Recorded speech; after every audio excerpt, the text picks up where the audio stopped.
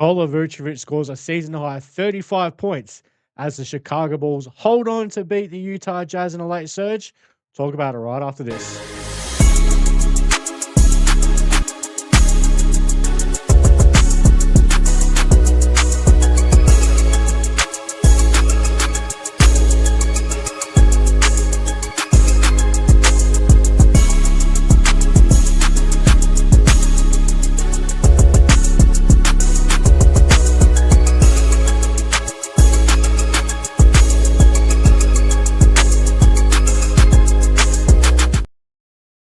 What's going on, Bulls Nation? Welcome back to Whole Lotta Bull. I'm Troy. Follow me on Twitter at Bulls_Troy. Or follow the show at Whole Lotta Bull. So the Cardiac Bulls do it again, holding on for a 128-126 win at home against the Utah Jazz, who were missing Lowry Markkanen. They've been without Walker Kessler since basically the start of the season. No Kevin Love for them in this game. Obviously, the Bulls still missing Josh Giddey, Zach Collins.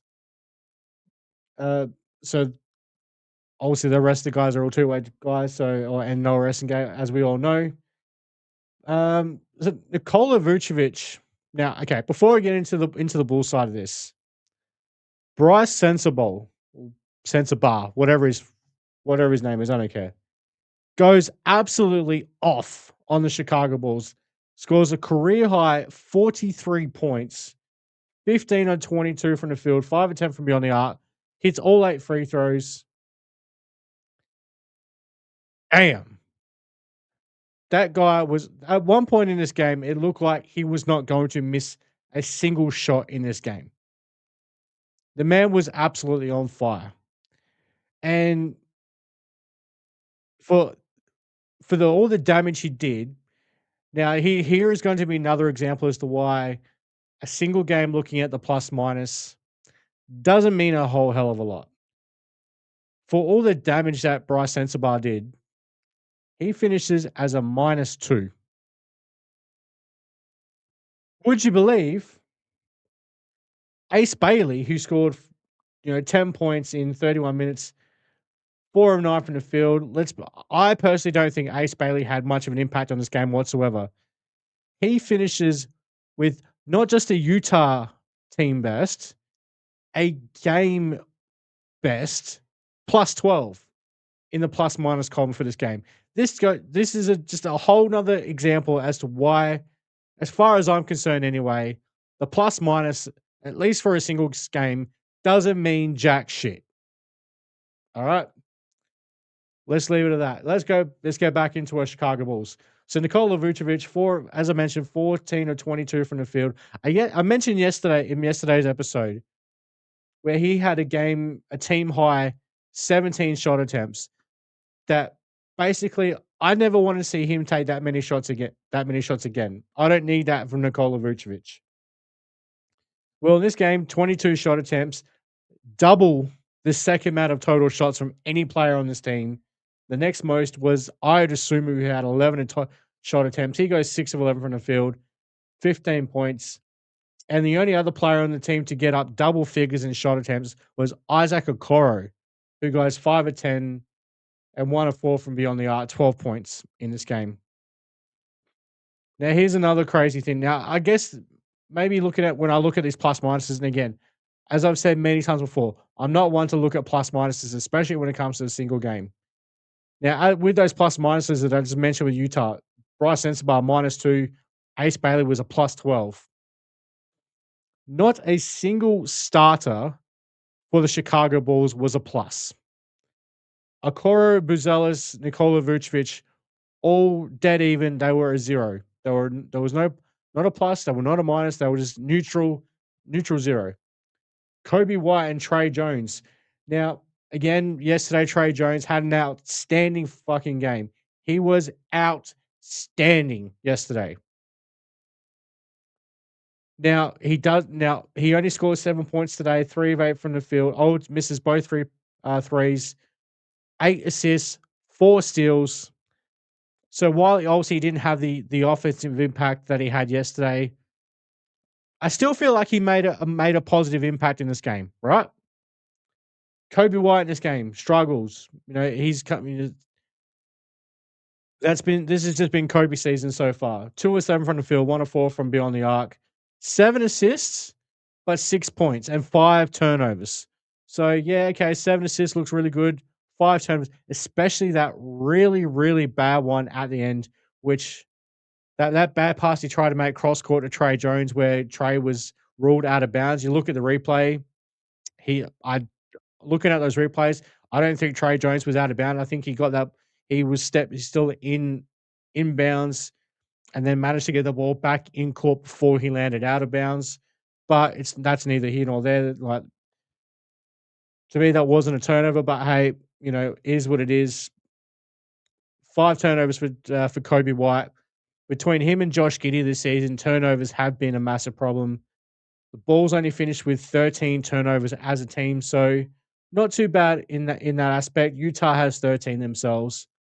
But again, getting back to the whole plus minus argument, Kobe and Trey Jones both are minus 11. Kevin Huerter.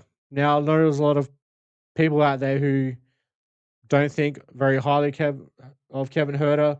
We all know that Kevin has been in a bit of a slump with his 3-point shooting. 2 of 5 today from me on the arc at 40%, so that's good to see there. 3-7 overall, 10 points. He was a team best plus 11. I'd assume it was a plus 8. Patrick Williams. Hey, this is a Patrick Williams game I like to see. Patrick Williams, to me, 23 minutes, 13 points on 4 or 6 from the field, 3 or 3 from beyond the arc. I'm not expecting Patrick Williams to go 4 or 6 and 3 or 3 from beyond the arc every single game. That's just not realistic. But hey, the way that Patrick Williams played in this game, as far as I'm concerned, that's the effort. That's it. That's the minimum standard for Patrick Williams. I'm sorry. But that is the frustrating part with all of us when it comes to Patrick Williams. We know what he can do. He just doesn't know it himself that he can do this, or doesn't have the want to. That's the frustration with Patrick. Not the ability that we know he's got. It's the fact that whether he actually does it or not. But I digress. He's a +9 in the plus minus. And then overall, look at everyone who got off the bench today for the Chicago Bulls. I'd assume Jalen Smith, Kevin Huerter, Patrick Williams, Dalen Terry. All 5 of them in double figures in this game for the Chicago Bulls. So we're looking at over 60 points off the bench for the Bulls. Dosumu, 15 points. Jalen Smith had 12. Huerter with 10. P. Will with 13. Dalen Terry with 11 points. Dalen Terry. Yesterday, again, he was one of those players where, like I said, I can't wait for the likes of Josh Giddey and Zach Collins to come back, because that means I don't need to see Dalen Terry on the floor. Well, Dalen Terry must have seen my video yesterday and gone, stick this up your ass, Troy, and watch this. Good work today from Dalen Terry. But this game overall, it was a very what I found to be a very scrappy game. It was messy. It wasn't organized. This is where, as far as I'm concerned, the Bulls really missed Josh Giddey. Like fine, yes, as I mentioned just before, Josh Giddey is prone to turnovers as well, but the offense seems to flow more naturally and is more under control when Josh Giddey's on the floor. I don't know. I just found this game really scrappy. Defense again seemed like it was optional. I mean, I think both teams were up near 70 points at halftime, so the scoring slowed down a little bit in the second half. But yeah, like, I don't know, me as a guy who, yes, I want to see my team play up tempo and score a bunch of buckets. I also want you to be able to shut down your opponent too. Maybe that's just the old school of me, and I need to adapt to, this is an era where not that much defense is played, but at the end of the day, defense still wins championships. Every single team that wins a championship can play defense. Now, this was another game. Going back to yesterday's game with the Houston Rockets, 35 lead changes yesterday against Houston. Today, 26. 17 ties in this game. The biggest lead in this game was 12 points. The Bulls had a 12-point lead, getting late in that fourth quarter until was it midway through the fourth quarter until Utah made a late run. Now, obviously, when it came to that game-winning play, shout out to Trey Jones, who managed to chase down the loose ball and keep his footing on that, keep that right foot down on the floor. Because initially, when I was watching that, especially the replays, when I looked at the first replay, I thought he traveled because I thought he kind of hopped on that right foot, and he manages to get that right-handed whip pass into Nikola Vucevic, who all he had to do was just lay the ball in, Bulls win the game, and then Isaac Okoro challenges that game-winning attempt from Keontae George, and that air balls and the Bulls hold on for this 2-point win. Speaking of that air ball for Keontae George, was someone opening the doors up at the United Center at certain, because there was a lot of air balls in this game. I think Chicago alone had 3 or 4. So I don't know what was going in. Were people opening and letting in the breeze at the UC? Because yeah, there was a lot of air balls there for an NBA game. That's something you expect to see more at junior level, not in the NBA. Not that you can understand an air ball here and there every now and then in NBA game, not 4, 5, 6, what it seemed like in this entire game. Alright, so looking at some of these other numbers for the team. So Bulls win the rebounding battle 43-36. Bulls had 36 assists to Utah's 30. So Utah right on their season average. I think they're number 2 in the league. I think Bulls are tied for 3rd at 29.3, I think it was during the broadcast. So they end up with 36 assists tonight. Now, Bulls have 5 blocks in this game, and I've got to get back to the box score real quick. Nikola Vucevic, how many blocks did he? Okay, he only recorded 2 blocks, but they were kind of meaningful blocks. And it was again a second game in a row where Nikola Vucevic kind of seemed like, okay, well, yes, the Utah Jazz were missing Walker Kessler. He seemed like this was a game he wanted to be in control of. Like yesterday, he kind of had that motivation against Alpha Sengun, that European battle. Today, it was like Utah missing some bigger players, so he was going up against Kyle Filipowski, and Vooch just bullied the little Dookie, and had the best game of the season so far for Vooch. As I mentioned, so 10 steals for the Chicago, 9 for Utah. Both teams 13 assists each. Utah has a better overall shooting percentage from the field, just under shade under 55%. The Bulls just over 51%, but the Bulls much better from behind the arc, 39.5% to Utah's 28. Now, if we look at the actual numbers from beyond the arc from Utah, they were 8 of 28. Bulls 17 of 43. So the 39.5%, really good number there from the Bulls. Um, but when you see some players, Isaac Okoro and Marcus Rosales, 1 of 4 each from beyond the arc. Nikola Vucevic is 2 of 6. Kobe White was 1 for 4. Dosunmu 2 for 6. Then lucky, the likes of Jalen Smith, Kevin Huerter, who both go 2 of 5. Patrick Williams goes 3 of 3, and then Dalen Terry 3 of 4. So they brought up that number quite well. But the starters, they're really the ones letting us down from beyond the arc. You need to see that number come up a bit uh, from those starters. And then Utah shooting 89% from the free throw line, so the Bulls 81%. Now Utah gets to the free throw line 27 times and makes 24. Chicago 17 of 21 at the charity stripe in this game. And then points in the paint, Utah Jazz won that battle 72-60. Also winning the second chance points 16-13, and fast break opportunities 20-12.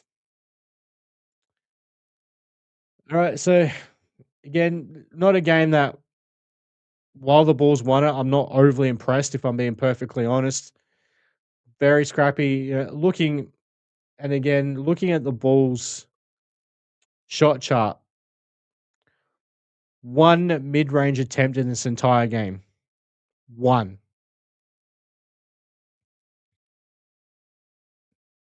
This is something I'm sorry, I'm gonna keep harping on about until I know Billy Donovan's not gonna change it, so perhaps I should just get the fuck over it and accept that this is what's gonna happen, but completely eliminating the mid-range game from your offense is just it's just not smart offense. It's just not smart coaching from Billy Donovan. Sorry, I don't care. I know the league is very much get to the basket and shoot threes. You need to be able to score in the mid-range as well to open up all aspects of your offense. That's just my personal opinion, and I'll stick to it. And it is what it is on that one. All right, so the Chicago Bulls next game is against the Brooklyn Nets on Friday night Chicago time. It's obviously Saturday morning, our time. Speaking of Saturday morning, don't forget Bulls Without Borders will be going live again on Saturday morning. It'll be at 4:30 p.m. Chicago time. That's 9 a.m. Adelaide time here in Australia. Please join us live. I believe Jamal from Bull Central will be joining us. Hope to have Hayes from Chicago Bulls Central on with us as well as Philip Charles Vader Hayden the fourth and the great Neil Dung from the UK joining us for Red Summer. I think it's number 9 if I'm off the top of my head. So looking forward to that one. So that's coming to live a few hours before the Bulls versus Brooklyn Nets in Brooklyn. So looking forward to that one. All right, guys, that's going to do it for me tonight. So yeah, don't forget you guys can follow me on Twitter, Bulls_Troy. Follow the show at Whole Lotta Bull. If you guys aren't part of it already, please hit me up on Twitter to get an invite to the Bulls HQ Discord. Shout out to our guy Guilty who runs an awesome show over there, and we got a whole bunch of great people who like to talk basketball. We can actually talk some hoops in there. Love it, love it, love it. So it's a great place, great people in there, no idiots.